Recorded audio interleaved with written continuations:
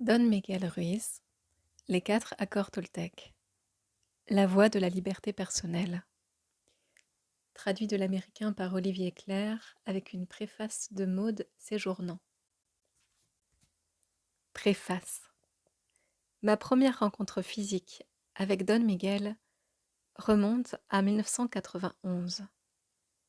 Mon amie et sœur de cœur Linda m'avait parlé d'un chaman mexicain qui était installé depuis peu à Santa Fe. Elle m'avait surtout évoqué sa douceur, qualité que je n'apparentais jusque-là pas du tout avec un chaman.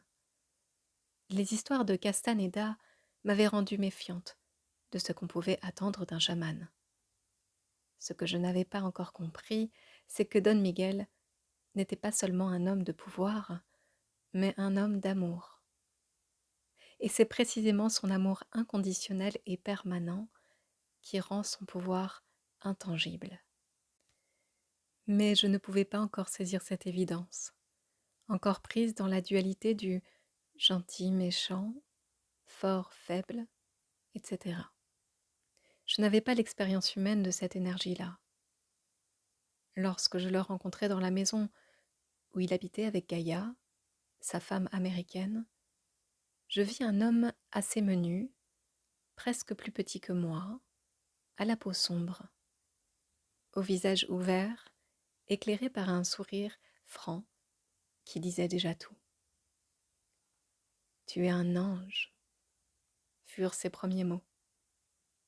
Et quelque chose en moi se mit à bondir. Enfin quelqu'un qui me reconnaît. La suite, je l'ai oubliée. Elle a dû s'installer au plus profond de moi pour que je me souvienne davantage encore de qui j'étais vraiment. Plus tard, des années après les échanges et l'apprentissage dans le monde du rêve, après l'expérience tangible de la réalité de cet amour inconditionnel, lorsque je fus confirmée Nagual dans la tradition des guerriers ou chevaliers de l'aigle au sommet de la pyramide du soleil à Teotihuacan, je me suis souvenu qu'il m'avait accompagnée tout au long de mon chemin, portant dans son amour la connaissance de ma nature divine. Cette nature, il me l'a fallu retrouver moi-même. Je réalisai alors que Don Miguel était l'être qui était venu dans mon rêve pour me dire qu'il venait m'enseigner le pouvoir et l'amour. Mais à l'époque, je ne le connaissais même pas. Maude Séjournant, directrice de la collection Le Cercle de Vie, Santa Fe, Nouveau-Mexique, avril 1999. Au cercle de feu, à ceux qui nous ont précédés, à ceux qui sont présents et à ceux qui doivent encore venir.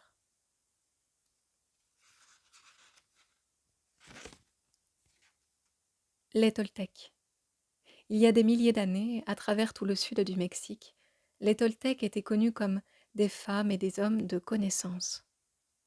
Les anthropologues les ont décrits comme une nation ou une race, mais en réalité, c'étaient des scientifiques et des artistes formant une société vouée à explorer et préserver la connaissance spirituelle et les pratiques des anciens.